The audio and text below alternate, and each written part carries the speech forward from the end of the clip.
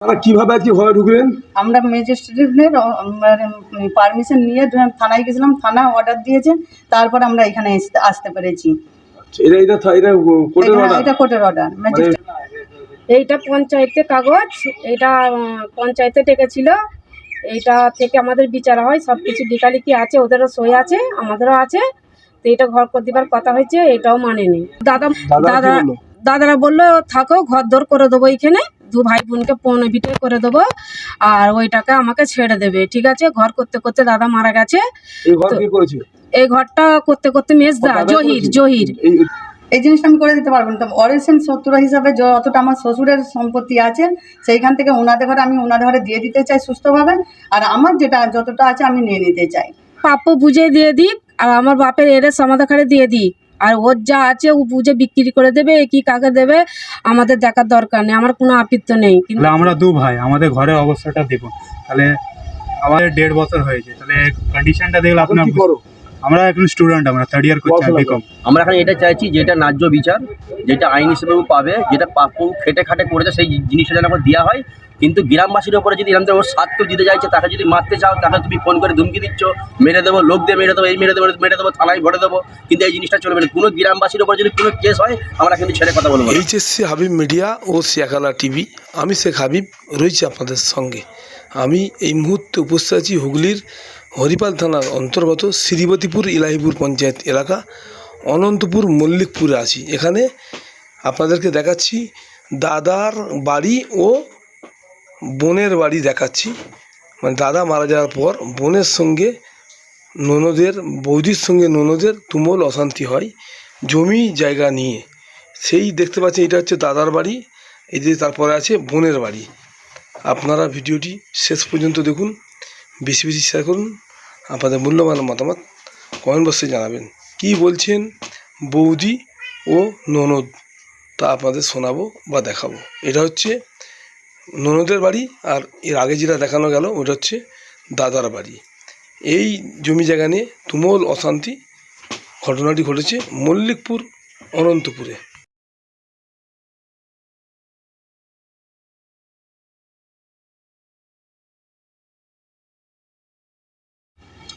কি সমস্যা হয়েছে আপনাদের? আমি আবেদা বেগম, আমার স্বামী মারা গেছে, 1.5 বছর হবে।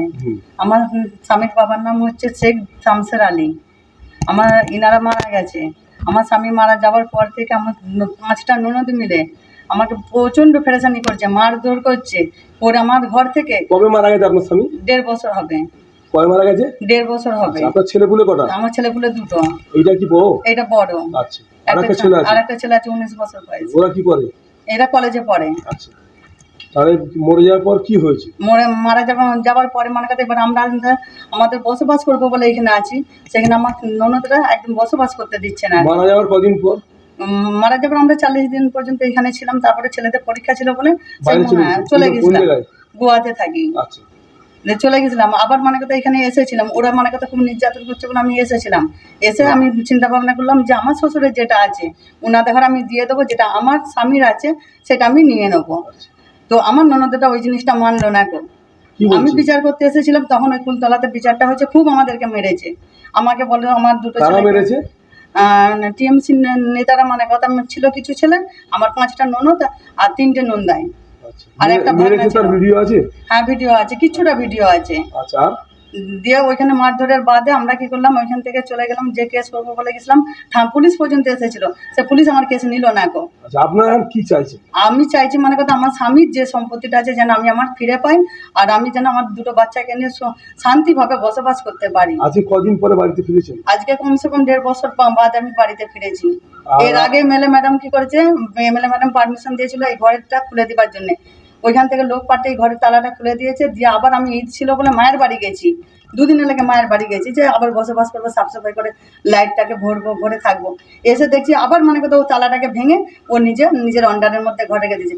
একদম মানে নামাই ঘর দিচ্ছে। কিভাবে আজকে ঘরে ঢুকলেন? আমরা ম্যাজিস্ট্রেটের পারমিশন নিয়ে থানায় গেছিলাম, থানা অর্ডার দিয়েছে, তারপর আমরা এখানে আসতে পেরেছি। এটা কোর্টের অর্ডার। থানায় নিয়ে গেছিলেন? হ্যাঁ, থানায় নিয়ে গেছিলাম, থানা অর্ডার দিয়েছে, তারপর আমরা এখানে আসতে পারলাম। এসে কি তালা ভাঙলেন? না, হ্যাঁ, তালাটা আমি ভাঙলাম। আচ্ছা, এটা হচ্ছে কোর্টের অর্ডার। হ্যাঁ, এটা কোর্ট অর্ডার। ঠিক আছে, বাড়িতে ঢুকলেন। হ্যাঁ। আচ্ছা, আর এর আগে কি হয়েছিল বলছি? এর আগে মানে কথা যে বিচারে একটা বসেছিলাম যে ওনাদের সম্পত্তি ওনাদের ঘরে দিয়ে দেবো, আমারটা আমি নিয়ে নেবো বলে একটা টিএমসি সদস্য যে আছে তাকে নিয়ে বসা হয়েছিল। উনি কি করলো, আমাকে খুব মারধর তো করলোই, করার বাদে কি করলো, আমার হাত থেকে চাবিটা কেড়ে নিল, নিয়ে আমার ননদকে দেয়। আর সেই থেকে ও পেয়ে বসলো, আর ঘর থেকে না বের করতে পারলাম আর না ঘর থেকে খালি করলাম। আর আমি কি করছি, যখনই আসছি শহর থেকে তখনই আমি ভাড়া ঘরে উঠছি। আমার নিজস্ব ঘর থেকে আমি কেন ভাড়া ঘরে থাকবো? আমার স্বামী মারা গেছে, নাহলে আমার তো ঘর দৌড় আছে।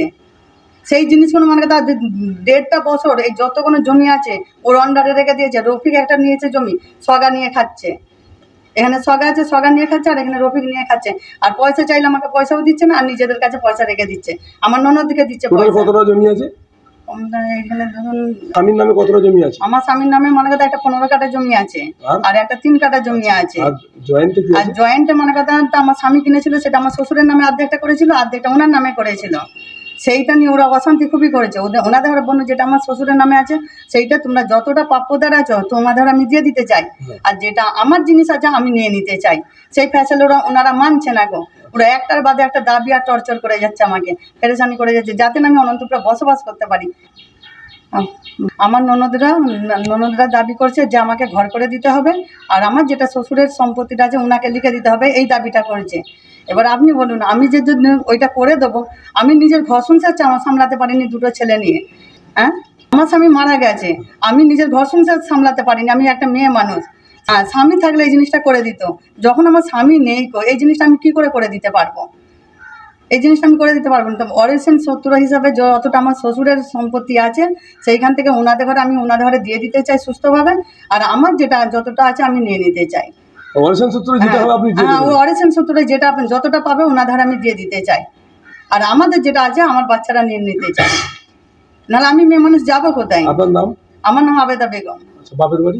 বাপের বাড়ি বাইরখণ্ড। তাহলে আমরা 2 ভাই, আমাদের ঘরের অবস্থাটা দেখুন। তাহলে আমাদের 1.5 বছর হয়েছে, তাহলে কন্ডিশনটা দেখলে এখন আপনার কি করো? আমরা এখন স্টুডেন্ট, আমরা 3rd ইয়ার করছি। পড়াশোনা? তাহলে ঘরটার অবস্থাটা দেখলে আমরা বুঝতে পারবে, কন্ডিশনটা দেখলে যে ভূত বাস করবে কারোকে লাগবে যে। বলো। তাহলে কারেন্ট সেইগুলো ইউজ করছে ওরা, 6 মাস হয়ে গেলো, 7 মাস হয়ে গেলো, ভরে নেয়। 10,000 টাকার পর বিলটা এসেছে। আর এই ঘরটা তাহলে ঘরটা এগুলো আপনাদের ঘর? এগুলো আমাদেরই ঘর। আচ্ছা আচ্ছা, লাইন নাই? না, ইলেকট্রিসিটি নেই, না কেটে দিয়েছে। আচ্ছা আচ্ছা আচ্ছা, ইলেকট্রিক কেটে দিয়েছি, তাই তো? এগুলো আপনাদের ঘর, মানে ওপর নিচে ঘর আছে? ওপর নিচে ঘর? হ্যাঁ, উপর নিচে ঘর আছে। আচ্ছা আচ্ছা আচ্ছা, এই ঘরে সব তালা কেউ মেরেছে? এটা আমাদের 2টো তালা মারা, এটা উনি তালা মেরেছে, আমার পিসিটা। আচ্ছা আচ্ছা, না, ঘরটা তাহলে অবস্থাটা কি আপনি বুঝতে পারবে কি হাল করেছে। ছাগল রেখে এটা রান্নাঘর, তাই তো? হ্যাঁ, এটা রান্নাঘরের ভেতরে আছে। ভিতরের কন্ডিশনটা দেখলে কি বলবো। এই ছাগল রেখেছে, তাই? ওই ছাগল রেখে খারাপ করে দিয়েছে, মানে পুরো না লেগে। আমার ঘরকে ঠিক তাহলে আপনারা তো এই ঘরটা তাহলে দেখে নিলে, তাহলে মানে আমরাও তো এখানে বসবাস করতেই চাই। তাহলে আমাদের পিসিটা সেটা পাওনা আছে, সেটা অরিজিন শত্রু হিসেবে, তাহলে ওনারা নিয়ে নিক, আর আমাদের সেটা রয়েছে আমাদের এখানে দিয়ে দিক। ওর নাম? আমার নাম হচ্ছে জাভেদ শেখ। ওর নাম? জহির আলী শেখ। দাদুর নাম? শামসের শেখ। সমস্যা হচ্ছে বলতে, আপনার নাম কি? আমার বাপের নাম শেখ শামসের, আপনার নাম? আমার নাম খতেজা বেগম। আপনার নাম কি? খতেজা, আর এই গ্রামটার নাম কি? অনন্তপুর দক্ষিণ পাড়া। আচ্ছা আচ্ছা, মানে আপনার ক ভাই বোন? আমরা 7 বোন আর 3 ভাই। সব বোনের বিয়ে হয়ে গেছে? সবার, হ্যাঁ। এখন কি সমস্যা? আপনার এখন কোথায় বিয়ে হয়েছিল? আমার বিয়ে হয়েছিল দিগরিঘাট। আচ্ছা, এখন ঘর সংসার করো না? না, খরচ কারণ কি হয়নি। হয়েছিল? হ্যাঁ, কি কারণে ঘর সংসার হয়নি? ও মানে দাদারা বাইরে নিয়ে গেছিল, বাইরে নিয়ে যে একটু মারধর করেছিল, সেই কাকে? কারণে। হ্যাঁ, আমার স্বামীকে। আচ্ছা, ওই জন্য আমাকে নিয়ে ঘর আগে সংসার, ছেড়ে দিয়েছে। হ্যাঁ, ঘর সংসার হয়নি। তো আমি দাদাদের সংসারই থাকি। মানে ও দাদারা, হ্যাঁ, দাদা কি বললো?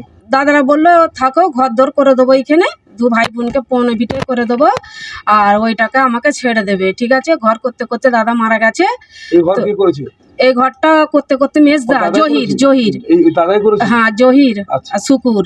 আচ্ছা। তো করতে করতে ওরা মারা গেল। তারপরেও আর মানে ও বলতে চাইছে আমি আর বাড়ি ঘরদর করে দেবো না।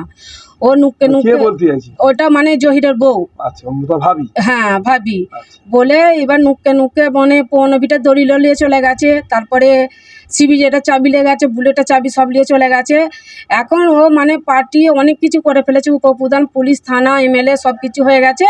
6-7 বার বিচার বসেছে, মানে বিচার ডাকছে, মেনে নিচ্ছে। তারপরে যে কোর্টে আমার নামে মানে 2 বার কেস করেছে, ঘরের লোক কেস করেছে, আর আমার 2টো দাদার নামে রেপ কেস দিয়েছে। ও থাকে গুয়ায়, এ থাকে সুকান্তপুর, বলছে আমায় রেপ করেছে। তো আমার আপনারা কে দিয়েছে? চাস্তো ভাইয়ের নামে, একটা কেন খালাতো দিয়েছিল? ভাই, একটা চাস্তো ভাই। দিল ওরা কথা বলতে এসছে, সুকু কথা বলতে এসছে, ওদের নামে কেহি দিয়ে দিচ্ছে। ইনার নামে দুটো রেপ কেহি দিয়ে দিয়েছে দুজনের নামে। এবার উনি ডাকছে লোক, উনি বিচার মানছে না। হ্যাঁ, মানে বিচার ও ডাকছে, ওই আর বিচার মানছে না, না বিচারের শেষ। না, এবার একে তাকে টাকা খাওয়াচ্ছে, খেয়ে এসে আমার উপরই নির্যাতন হামলা যখন তখন করছে। আপনি আর কি চাইছেন? এখন চাইছি আমার দুখানা ঘর করে দিতে হবে, পায়খানা, বাথরুম আর মোটর বসতে দিতে হবে। আর আমার বাপের যেটুকু সম্পত্তি আছে আমাদের কাছে বুঝে দিতে হবে আর দিতে হবে। আচ্ছা, কিন্তু ওতে দলিল আজ চুরি করছে, করলে, তাই তো? হ্যাঁ ফরাজ কষে তো দলিল কে নিয়ে চলে গেছে হবে। পর এখন কি হয়ে আছে অবস্থা? এখন হয়ে আছে বলতে কি, ও যখন তখন এসে ধুমকি দিচ্ছে। আগে মা মারা গেছে 17 বছর, তারপরে মারা গেছে ছোট ভাই শুকুর, তারপরে মারা গেছে আমার বড় দিদি, তারপরে মারা গেছে জহির আলী। তো ঠিক আছে। ওরা কি বড় ভাই? হ্যাঁ, আচ্ছা, তো আব্বা এবার আব্বা মারা গেছে 5 বছর হলো, 5-6 বছর। এখন কি চাইছেন? এখন চাইছি আমাকে দুখানা বাড়ি করে দিতে হবে, আর বাথরুম, কল, পায়খানা, মোটর বসতে দিতে হবে। এখন ও বলতে চাইছে আমি কিছু করে দেবো না। তাহলে আমি এখন মানে কোথায় যাব? আমি তো বাবা মার সবাই সেবা করলাম, শুধু বাবা মার করিনি, ছোট ভাইয়েরও করেছি, দাদারও করেছি। কি হ্যাঁ, হয়েছিল? ওদের শরীর খারাপ হয়েছিল? হ্যাঁ, ওর মানে কিডনি খারাপ হয়ে গেছিল, ছোট ভাইয়েরও হয়েছিল কিডনি খারাপ, আর মেজো দাদারও কিডনি খারাপ হয়ে গেছিল। তো বৌদি এইখানে থাকতো না, ও থাকতো সারা জীবন বাইরে। আমরা সেবা শক্তি করতুম মেজো ভাইয়ের পাওয়ার পরে। এখন বলছে আমি হিস্সা নেবো, প্রাপ্য নেবো। আমার ছোট ভাইয়ের সাথে 500 গ্রাম সোনা, 70 লাখ টাকা ওনার কাছে আছে, আর গুয়ায় 22 কাঠা জায়গা আছে, সেটাও আমার ছোট ভাইয়ের নামে। ঠিক আছে, এখনো নামে আছে? এখনো হ্যাঁ ওর আছে, ওর অনেক কিছু আছে, দিচ্ছে না, সেইগুলো আমরা চাইছি না। কিন্তু আমি যেন বুঝে সূক্ষ্ম বিচারটা আমি পাই। আমরা 5 বোন এখন আছি, 5 বোনের এস আমাদের ঘরে বুঝে দিতে হবে। কিংবা আমার ছোট ভাইয়ের যে বউ ছিল, আমার ছোট ভাইটা বিমারি অবস্থায় মরে যায়, মরে যাবার আগে বলেছিল যে আমি তো মরে যাব, তবে এই মেয়েটার তো ভবিষ্যৎ আছে, একে 4 লাখ টাকা দিতে হবে। তো বলে গেছিলো আমাদের ঘরে বুনে বুনে, তো সেই 4 লাখ টাকাটা সেই গরিবের মেয়েটাকেও দিল না, আর তার খোঁজ খবরও আর লাই না। ঠিক আছে, প্রাপ্য বুঝে দিয়ে দিক, আর আমার বাপের এরেস আমাদের ঘরে দিয়ে দিক, আর ওর যা আছে ও বুঝে বিক্রি করে দেবে, কি কাকে দেবে আমাদের দেখার দরকার নেই, আমার কোনো আপত্তি নেই। কিন্তু আমার দুখানা ঘর, কল, পায়খানা আমাকে অলরেডি করে দিতে হবে, আর আমার বাপের যেটুকু পানে ওলা প্রাপ্য আমাদের কাছে বুঝে দিয়ে দিতে হবে। বোন, ওদের সংসারে আমি সেবাই করে গেছি, আমার নিজের সংসার নষ্ট হয়ে গেছে ওদের জন্যে। আজও পর্যন্ত আমি ওদের সংসারে গুলামি খাচ্ছি। আমি কি পাও না, কি বুঝে পেনু আমি? তাহলে আমি এখন বয়সকালে আমি কোথায় যাব? আমাকে তো করে দিতে হবে, না দিলে আমি যাব কোথায়? আমি একটা অসহায় মেয়ে ছেলে, আচ্ছা কেউ নেই, ওদের জন্যই তো আমি আমার জিন্দগিটা নষ্ট করে ফেলনু। তো এখন আমি সব কিছু করে এখন লাস্টে ভাইপোরা ভাবি এসে হামলা করছে। কিন্তু তাই নয় কো, আমার গ্রামের ছেলেরা আমার সাথ দিচ্ছে, কিংবা মানে সূক্ষ্ম বিচার করতে চাইছে, তাদের নামও কেহি দিয়ে দিচ্ছে, তাদের কারও ধুমকি দিচ্ছে। প্রশাসনের কাছে এটাই আমার আবেদন, আমি যেন সূক্ষ্ম বিচারটা পাই, আমরা যেন সূক্ষ্ম মানে বুঝে পাই। এটা ঝগড়া অশান্তি আমরা কিছু চাই না। ও পাবে, ও নিয়ে যাক, আমাদের যেটা পাবে আমাদের কাছে দিয়ে যাক, আমি এটাই চাই। এইটা পঞ্চায়েতে কাগজ, এটা পঞ্চায়েতে ডেকেছিল, এইটা থেকে আমাদের বিচার হয়, সব কিছু লিখালিখি আছে, ওদেরও সই আছে, আমাদেরও আছে। তো এটা ঘর করে দেবার কথা হয়েছে, এটাও মানেনি। দাদা মরে যাওয়ার পরে এটা হয়েছে, লিখিত হয়েছে, অঞ্চল ডেকেছিল।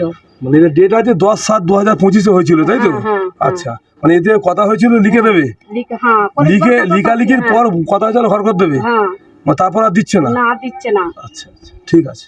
গ্রামে কেন এসেছিল? আপনাদের গ্রামে গেছিলাম, ওতেজা আর জহিরের বউ, তাদের কোনো পারিবারিক সমস্যা আছে বাড়ি গিয়ে, আচ্ছা, সেই আচ্ছা। নিয়ে গেছিল। মানে হ্যাঁ, তো কি হয়েছে?